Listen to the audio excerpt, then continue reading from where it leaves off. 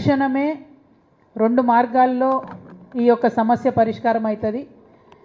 ఒకటి, రాష్ట్ర ప్రభుత్వం ముందుకొచ్చి ఆర్డినెన్స్ తీసుకురావాలి, లేదా కేంద్ర మేము కేటగారికల్గా ఢిల్లీలో డిమాండ్ చేయడం అయింది.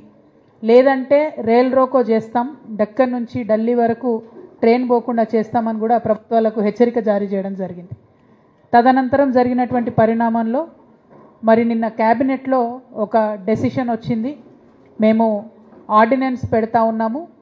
ఆ ఆర్డినెన్స్ పెట్టి 42% ఇచ్చేంత వరకు కూడా ఎన్నికలకు వెళ్ళము అని నిన్న పొంగులేటి శ్రీనివాసరెడ్డి గారు క్యాబినెట్ తర్వాత చెప్పడం జరిగింది.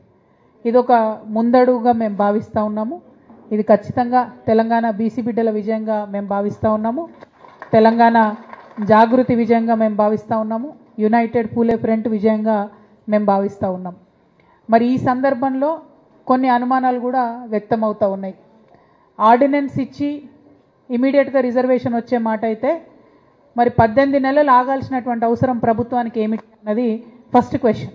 ఎందుకు ఆగినరు అన్నటువంటి విషయం నిజంగా చాలామంది కన్ఫ్యూజన్లో ఉన్నారు. కేవలం కాంగ్రెస్ పార్టీ మాత్రమే చేసింది, మేము ఒక కొత్త బిల్లు పెడుతున్నాం, పాత బిల్లు కాదు అనేటటువంటి రాజకీయ లబ్ధి కోసం ఆగినరని ఇవాళ మేము బలంగా నమ్ముతా ఉన్నాం. ఆ రాజకీయ లబ్ధి కోసం వాళ్ళు ఆగినరు. భారతీయ జనతా పార్టీ దగ్గరికి, అంటే రాష్ట్రపతి గారి దగ్గరికి వీళ్ళు పంపించిండ్రు.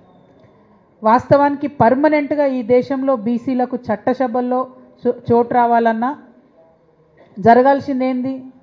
కాన్స్టిట్యూషనల్ అమెండ్మెంట్ జరగాలి, అంటే రాజ్యాంగ సవరణ జరగాలి. ఎట్లా అయితే ఎస్సీ ఎస్టీలకు రాజ్యాంగంలో మరి హక్కులు ఉన్నాయో అదేవిధంగా బీసీలకు కూడా హక్కులు ఇవ్వాలి. అది పర్మనెంట్గా జరగాల్సినటువంటి ప్రాసెస్. ఇవాళ లోకల్ బాడీలో ఎలక్షన్స్ కోసం జరగాల్సిన ప్రాసెస్ ఏంటిది? అయితే ఆర్డినెన్స్ ఇచ్చి ఇక్కడ రాష్ట్ర ప్రభుత్వం చేయాలి, లేదంటే వాళ్ళు అక్కడ నుండి తిరిగి మన చట్టాన్ని పంపాలి. సో ఇదే చికెన్ ఆర్ ఎగ్ లూప్ లాగా తిప్పుతున్నారు between Bharatiya Janata party and Congress. అందుకనే ప్రజా ఉద్యమాల ద్వారానే ఒత్తిడి పెంచాలని మాలాంటి సంస్థలం మేమందరం కూడా మరి ఒత్తిడి పెంచుతున్నటువంటి క్రమంలో నిన్నటి ప్రకటన ఖచ్చితంగా ఒక విజయంగానే మేము భావిస్తున్నాము. అందుకోసమే ఈ విజయాన్ని ఆస్వాదిస్తూ ఆర్డినెన్స్ ఇస్తామని చెప్పినారు కాబట్టి మేము తలపెట్టినటువంటి రైల్ రోకోను కూడా నిరవధికంగా మేము వాయిదా వేస్తూ ఉన్నాము.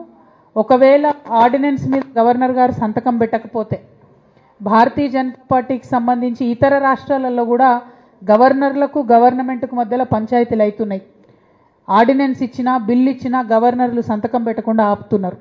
మరి ఇక్కడ తెలంగాణలో కూడా అదే పరిస్థితి వస్తే మీ అందరికీ తెలుసు, జాగృతి అయినా యునైటెడ్ పూలే ఫ్రంట్ అయినా ఉద్యమాలకు ముందు వరుసలో ఉండేటటువంటి సంస్థలు మళ్ళీ ముందుకొచ్చి ఖచ్చితంగా ప్రజల మద్దతుతోని రైలును స్తంభింపజేస్తాం, బస్సులు స్తంభింపజేస్తాం, అల్టిమేట్గా బీసీల హక్కులు సాధించే వరకు కూడా కొట్లాడతాం.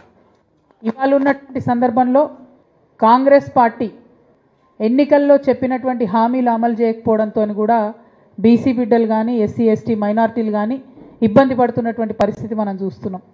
అది ఏదన్నా కావచ్చు, విద్యా ఉద్యోగాలకు సంబంధించి కావచ్చు, పెన్షన్లు కావచ్చు, 2500 కావచ్చు.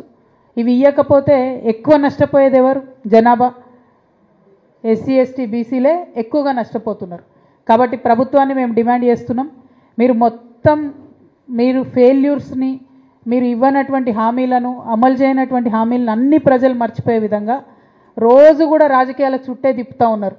రోజు కూడా రాజకీయ రిజర్వేషన్ల గురించే మాట్లాడుకుంటూ డైవర్ట్ చేస్తున్నారు. తెలంగాణ జాగృతి పోరాటాల వల్లనే ఇవాళ 2 బిల్లులు పెట్టాల్సి వచ్చింది. నిన్న క్యాబినెట్ రాజకీయాలకు సంబంధించిన బిల్లు మీద మాత్రమే మాట్లాడింది. మరి విద్యా ఉద్యోగాల సంగతి ఏంది?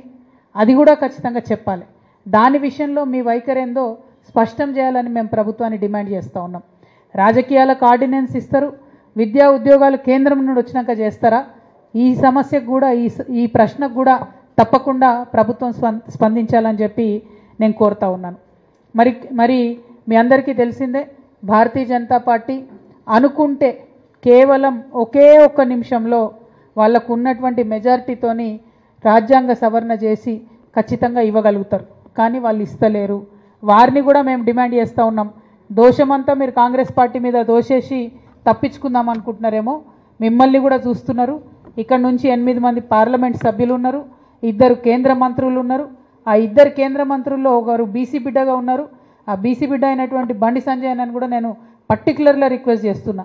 సంజయ్ అన్న ఇవాళ మీ పుట్టినరోజు కూడా ఉన్నట్టుంది, పుట్టినరోజు శుభాకాంక్షలతో పాటు బీసీలకు పనికొచ్చేటటువంటి ఈ బిల్లుని మీరు రాష్ట్రపతి గారి దగ్గరికి పోయి వెనక్కి తీసుకొని రండి, దాని షెడ్యూల్ 9లో పెట్టించండి. దాని ద్వారా శాశ్వతంగా పరిష్కారం అయ్యే విధంగా ఈ సమస్యకు బండి సంజయ్ గారు పాటుపడాలని నేను ప్రత్యేకంగా రిక్వెస్ట్ చేస్తూ ఉన్నాను. మరి మీ అందరికీ తెలిసినటువంటి విషయమే, యునైటెడ్ పూలే ప్రింట్ ఆధ్వర్యంలో అనేక బీసీ సంఘాలను కూడగట్టుకొని రాష్ట్ర వ్యాప్తంగా అన్ని జిల్లాల్లో కూడా కార్యక్రమాలు చేస్తూ వచ్చినాం. మరి ఇవాళ కదలిక రాష్ట్ర ప్రభుత్వం నుండి వచ్చింది. ఈ యొక్క కదలికను, ఈ యొక్క విజయాలను తప్పకుండా సెలబ్రేట్ చేసుకుంటాం. అది హైదరాబాదే కాదు, అన్ని జిల్లాలలో కూడా మేము పోతాం, అందరినీ కూడా కదిలిస్తాం, సన్నద్ధంగా ఉంచుతాం. ఎందుకంటే కోర్టు సెప్టెంబర్ 30 వరకు అని డెడ్లైన్ ఇచ్చింది. గవర్నమెంట్ సిన్సియర్గా ఉంటే వచ్చే 4-5 రోజుల్లో ఆర్డినెన్స్ రావాలి, ఆ తర్వాత ఎన్నికల ప్రక్రియ ప్రారంభం అవ్వాలి, ఆ తర్వాతనే ఎన్నికలకు వెళ్ళాలి. కాబట్టి ఈ వారం రోజులు ప్రభుత్వ కార్యాచరణ కూడా మేము తప్పకుండా ఒక కంట కనిపెట్టే ఉంటాం, ఏది వదిలిపెట్టేది లేదు. ఉద్యమాలకు ముందు ఉంటాం, ప్రజల సమస్యల పక్షాన కూడా నిలబడి ఉంటామని చెప్పి జాగృతి తరఫున మళ్ళొకసారి తెలియజేస్తూ